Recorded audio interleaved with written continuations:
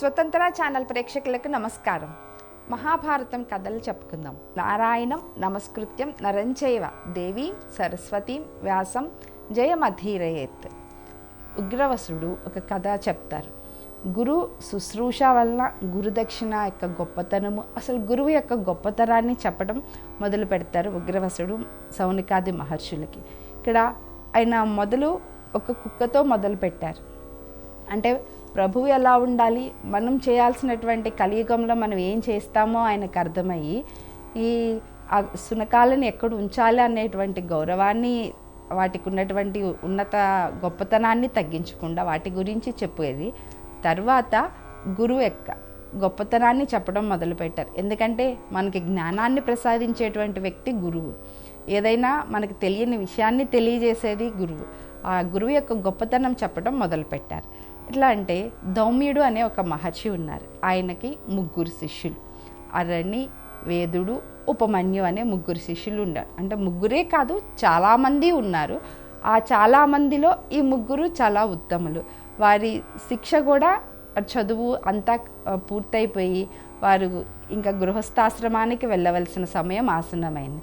So మనకి ఇప్పుడంటే పరీక్షలు పెట్టి తర్వాత తరగతికి పంపిస్తూ ఉంటాం కదా, అలాగే అప్పట్లో కూడా గురువు వాళ్ళని పరీక్షించేవాళ్ళు. ఆ పరీక్షా విధానము, గురువు యొక్క సేవ, గురువు యొక్క భక్తి, గురువు మీద ఎంత భక్తి ఉన్నదని వీటి మీద ఆధారపడి ఉండేది. ఎందుకంటే తర్వాత వీళ్ళు కూడా గురువులుగా వెళ్తారు.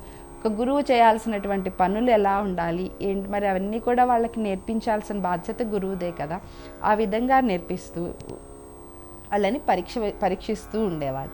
అలా పరీక్షించే సందర్భంలో ఒకసారి మహర్షి అరుణిని పిలిచారు. ఆ ముగ్గురు శిష్యుల్లో అరుణిని పిలిచి పొలానికి గట్లు ఏర్పాట్లు చేయి, వర్షాకాలం వచ్చే సమయం ఆసన్నమైంది, అప్పుడప్పుడు వర్షాలు పడుతున్నాయి, అవి లేకపోతే పొలానికి అంతా ఇబ్బంది అవుతుంది, వెళ్ళి పొలానికి గట్లు ఏర్పాటు చెయ్యి అని చెప్పి పంపించారు.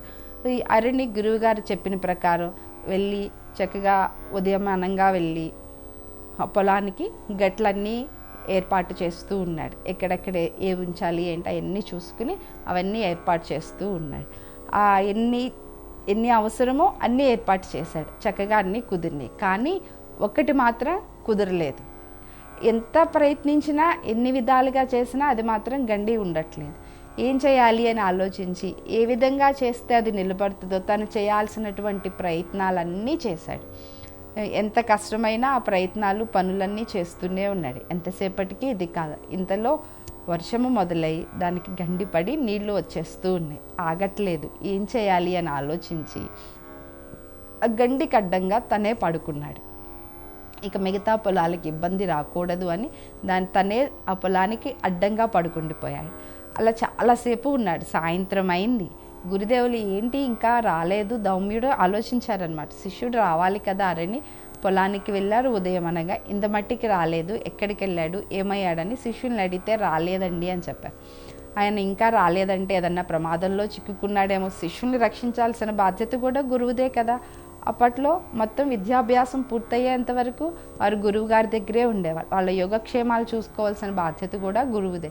అందుకని ఇంకా రాకపోవటం ఏంటని ఆ శిష్యుడిని వెతుకుతూ కొంతమంది శిష్యుల్ని తీసుకుని సహాయంగా పొలానికి వచ్చారు. ఆయన అరుణి ఎక్కడున్నావు, అరుణి ఎక్కడ ఉన్నావంట ఆయన పిలుస్తూ ఉంటే, అప్పుడు ఆయన ఆ పొలంలో గండికి అడ్డంగా పడుకుని ఉన్నాడు కదా, చెప్పాడు, గురుదేవా నేను ఇక్కడ ఉన్నాను అని చెప్పి. ఆ గురువు వచ్చిన తర్వాత అక్కడి నుంచి తన మీద ఉన్నటువంటి మట్టిని, బురదని అంతా పక్కకి తోచుకుని లేచి వెళ్ళి గురువు గారికి నమస్కరించాడు.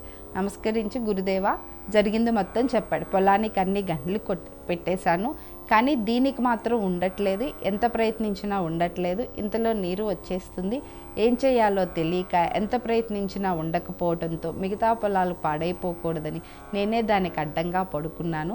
ఇది జరిగింది గురుదేవా.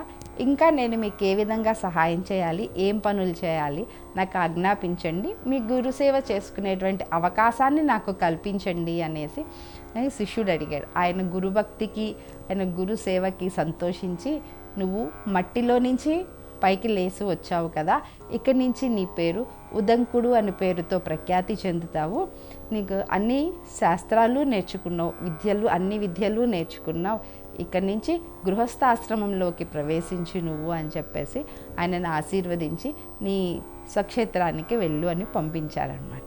సో మరి అజ్ఞానంలో ఉండేటువంటి వాళ్ళం, బురద, అజ్ఞానం అంటేనే ఒక బురదని మన నుంచి దూరం చేసి జ్ఞానం అనేటువంటి ప్రకాశాన్ని ఇచ్చేటువంటి వాడే గురువు. ఈ ఉదంకుడి కథ ద్వారా మనకి ఉగ్రవసుడు అదే చెప్తూ ఉన్నారు. సో జ్ఞానాన్ని ప్రసాదించేటువంటి వ్యక్తే మనకి స్వతంత్ర భక్తి యూట్యూబ్ ఛానల్ ని సపోర్ట్ చేయండి. మీకు ఈ వీడియో నచ్చితే లైక్ చేయండి, మీ స్నేహితులకు, శ్రేయోభిలాషులకు షేర్ చేయండి, మీ అభిప్రాయాలను కామెంట్ చేయండి, సబ్స్క్రైబ్ చేయడం మాత్రం మర్చిపోకండి. మరిన్ని వీడియోల కోసం బెల్ సింబల్ ని ప్రెస్ చేయండి. స్వతంత్ర భక్తి ఛానల్ ప్రేక్షకులకు ధన్యవాదాలు. స్వతంత్ర భక్తి YouTube channel, please like, share and subscribe.